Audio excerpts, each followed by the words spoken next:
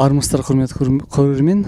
Бүгін Қазақвудта өзіміздің үлгі ансамбліміз Досмұқасан ансамблінің әншісі Ақжол Мейірбеков. Біз бүгін клип түсіріп жатырмыз. Осы өзіміздің әдемі жерімізде Чарын атты. Осы клип жайлы осы қай ән болды? Ән жайлы айта кетсеңіз. Мынау Қазақвуд ұжымы өздеріңіз Қазақвудпенен біргелікте осындай әдемі бейнебаянымызды өздеріңіздің достарыңыз, өзіңіз бар, мәке, мынау Елдар Капаров бар, бәріктеріңіз түсіріп жатырсыздар.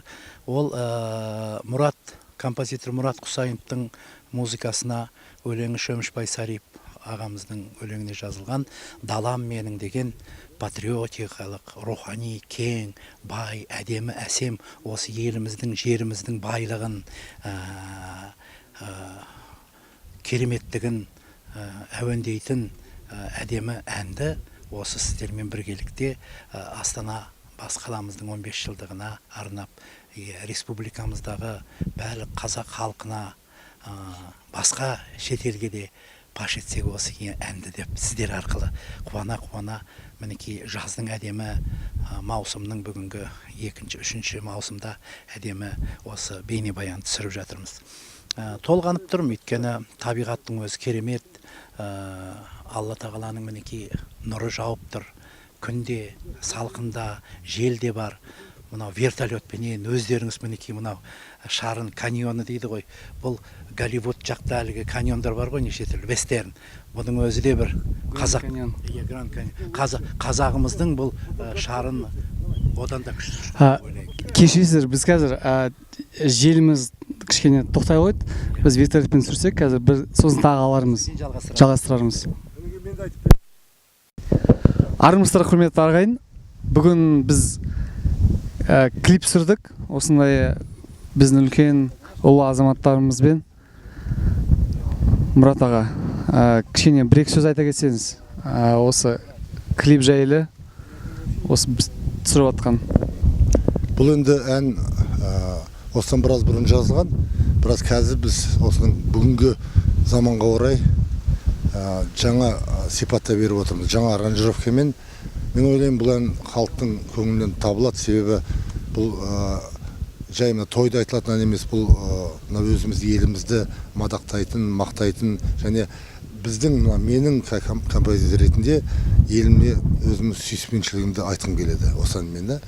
Енді бұл ән осы әсіресе біздің ансамбльге ұнағаннан кейін осындай бейне клип жасауға ұйғардық.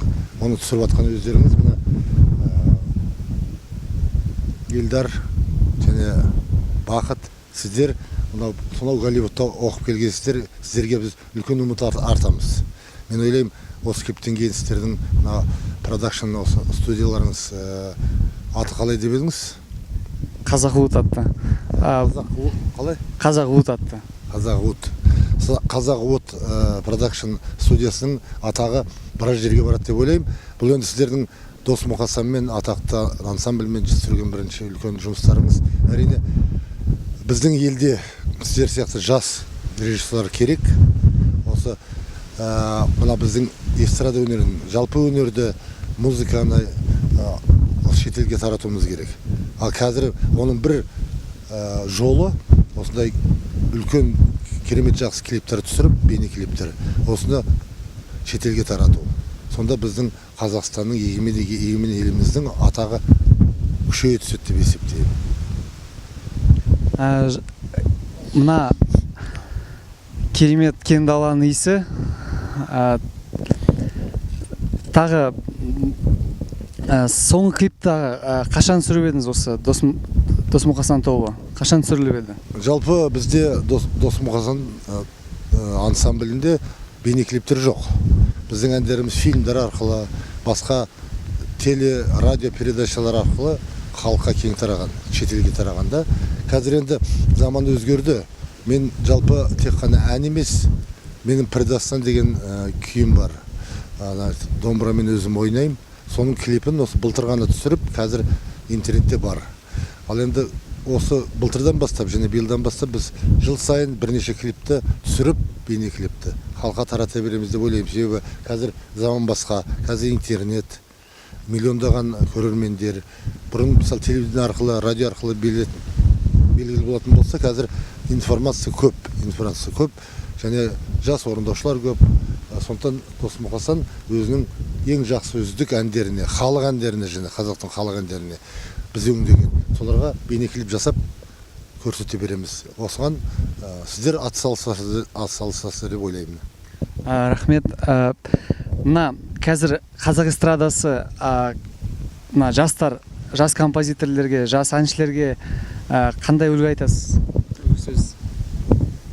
Біздің айтатын үлгіміз және өсиетіміз бұл тек осы біздің ансамбльдер, мысалы ағылшын тілінде ән айтатын болса, ағылшын әндеріне, сонау Битлзден бастап, олар тек ағылшын әндерін насихаттайды. Француздар француз әндерін, итальяндықтар Италия әндерін, а біздің қазақтар тек қазақ әндерін айту керек.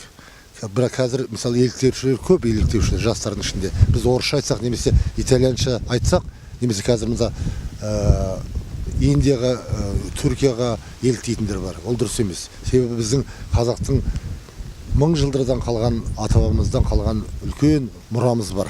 Сол мұрамызды қазбалап ала беруіміз керек, сондықтан кең бұлақтан алғандай ала беруіміз керек. Бірақ қазіргі заманға сай жаңа үлгіден синтезатор арқылы, оркестр арқылы, өңдеу арқылы басқаша көрсетуіміз керек те, соларды насихаттауымыз керек. Осы менің өсиетім. Рахмет. Бізден бірге болған Мұрат Құсайынов ағамыз, Досмұқасан ансамблінің көркемдік жетекшісі және